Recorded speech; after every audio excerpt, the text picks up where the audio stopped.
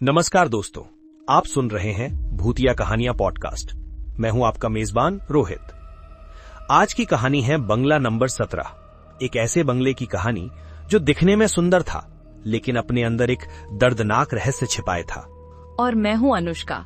हम आपको लेकर चलेंगे 3 दोस्तों के साहसिक सफर पर, जिनकी जिंदगी एक अजीब मोड़ लेती है जब वो मुंबई में सपनों के पीछे भागते हुए एक रहस्यमय बंगले में रुकते हैं। विक्रम, सुनील और जॉन, 3 बचपन के दोस्त जो अपने छोटे से गांव से निकलकर मुंबई शहर में अपनी किस्मत आजमाने आए थे। नौकरी की तलाश और एक बेहतर जीवन की उम्मीद में वे इस महानगर में एक एक दरवाजा खटखटाते फिर रहे थे। सुनील और विक्रम के लिए यह एक नया अनुभव था। उन्होंने कभी नहीं सोचा था कि सफलता का रास्ता इतना कठिन होगा, जबकि जॉन अपने पिता के व्यापार में काम करने के अनुभव से जानता था कि सफलता पाने के लिए संघर्ष करना पड़ता है। एक पूरे दिन भटकने के बाद शाम होने पर तीनों को ना तो कोई नौकरी मिली, ना ही रहने की जगह। थके हारे वे एक इमारत के गेट के पास बैठ गए। कुछ घंटे बीत गए और अचानक इमारत के चौकीदार ने उन्हें देखा। चौकीदार ने उन्हें डांटते हुए पूछा, कौन हो तुम लोग, यहाँ क्यों बैठे हो? तीनों ने अपनी कहानी बताई। चौकीदार को उनकी स्थिति देखकर दया आ गई। उसे अपना अतीत याद आया, जब वो भी इसी तरह काम की तलाश में आया था। जॉन, जो तीनों में सबसे समझदार था, ने चौकीदार से रहने के लिए कोई जगह ढूंढने में मदद मांगी। चौकीदार ने अपने एक दोस्त को फोन किया जो पास ही बंगला नंबर 17 में काम करता था। चौकीदार के दोस्त ने खबर दी कि उसके मालिक 2 महीने के लिए परिवार के साथ बाहर गए हैं। वो उन्हें तब तक बंगले में रहने का इंतजाम कर सकता था। तीनों दोस्त ये सुनकर बहुत खुश हुए। अगली सुबह चौकीदार उन्हें बंगला नंबर 17 तक लेकर गया। बंगले की भव्यता और सुंदरता देखकर तीनों दोस्त हैरान रह गए। उन्हें विश्वास ही नहीं हुआ कि उन्हें इतने अच्छे बंगले में रहने का मौका मिला है। बंगले का नौकर उन्हें गेस्ट रूम में ले गया। तीनों ने राहत की सांस ली, जल्दी से तैयार हुए और नौकरी की तलाश में निकल गए। अब रहने की चिंता तो खत्म हो गई थी, लेकिन काम का कोई ठिकाना अभी भी नहीं था। दिन भर खोजने के बाद भी कोई काम नहीं मिला और वे निराश होकर बंगले लौट आए। नौकर ने उनके लिए खाना तैयार कर दिया था। खाना खाकर थकान से चूर तीनों अपने कमरे में सो गए। आधी रात को अचानक सुनील की नींद खुली। उसे महसूस हुआ जैसे कोई उसके पास खड़ा है। उसने आंखें खोली तो देखा एक युवती उसके पास खड़ी थी। वो डर से चिल्लाया और जॉन और विक्रम की भी नींद टूट गई, लेकिन वहां कोई नहीं था। सुनील ने बताया कि उसने एक लड़की को देखा, लेकिन दोनों दोस्तों ने उसका मजाक उड़ाया और कहा कि वो सपना देख रहा होगा। तीनों फिर से सो गए। अगले दिन तीनों ने मालिक के कंप्यूटर का इस्तेमाल किया और अपना बायोडेटा तैयार किया।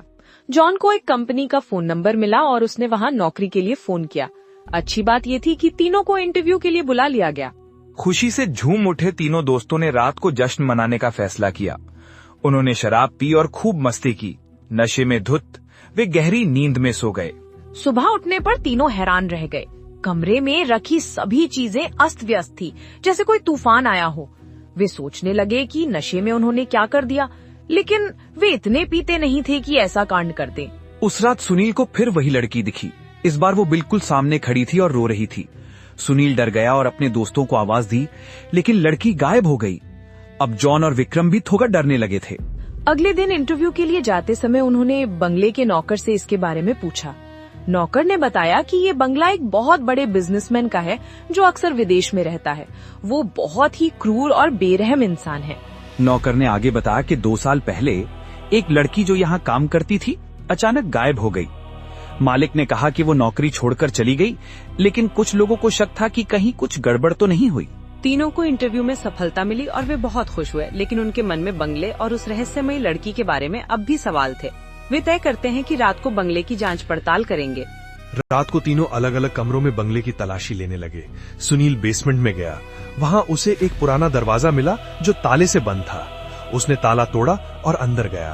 अंदर उसे एक छोटा सा कमरा मिला जिसमें बहुत सारी तस्वीरें और निजी सामान रखे थे। तस्वीरें देखकर उसे पता चला कि ये सामान उसी लड़की का था जो गायब हो गई थी। और फिर उसे एक डायरी मिली।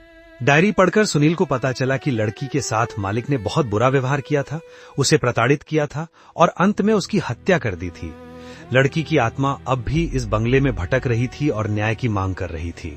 सुनील ने जल्दी से अपने दोस्तों को बुलाया और सब कुछ बताया। तीनों ने डायरी और सबूत पुलिस को देने का फैसला किया, लेकिन अचानक मालिक का नौकर वहां आ गया और उसने उन्हें देख लिया। नौकर ने तुरंत मालिक को फोन करके सब कुछ बता दिया। मालिक ने उसे तीनों को खत्म करने का आदेश दिया। नौकर हथियार लेके तीनों के पीछे पड़ गया। एक भयानक खदेड़ भाग का खेल शुरू हुआ। तीनों दोस्त जान बचाने के लिए बंगले में इधर उधर भागने लगे। अचानक वही लड़की सुनील के सामने प्रकट हुई और उसे एक गुप्त रास्ता दिखाया। तीनों उस रास्ते से बंगले से बाहर निकल गए और सीधे पुलिस स्टेशन पहुंचे।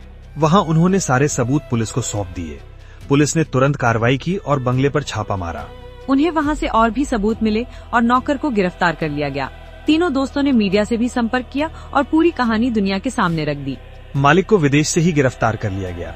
उसका सारा काला धंधा सामने आ गया और वो बेनकाब हो गया। उस लड़की की आत्मा को न्याय मिल गया था और अब शायद उसे शांति मिल जाएगी। तीनों दोस्तों ने उस बंगले को एक बुरा सपना मानकर भुला दिया और अपनी नई नौकरियों में व्यस्त हो गए। लेकिन कभी कभी सुनील को अब भी ऐसा लगता था जैसे कोई उसे देख रहा है, जैसे वो लड़की अब भी उसका आभार व्यक्त कर रही हो। दोस्तों, ये थी बंगला नंबर 17 की रहस्यमयी और रोमांचक कहानी। कई बार जीवन हमें ऐसी जगहों पर ले जाता है जहां हम अनजाने में ही किसी रहस्य का हिस्सा बन जाते हैं। और कभी कभी इन अनसुलझे रहस्यों को सुलझाकर हम किसी को न्याय दिलाने में मदद कर सकते हैं, जैसे इन तीनों दोस्तों ने किया। हमें उम्मीद है कि आपको ये कहानी पसंद आई होगी। अगली कहानी में फिर मिलेंगे। तब तक के लिए अपना ख्याल रखिए और सावधान रहिए, क्योंकि कई बार दीवारों के भी कान होते हैं और भूत भी न्याय की मांग करते हैं। धन्यवाद। शुभ रात्रि।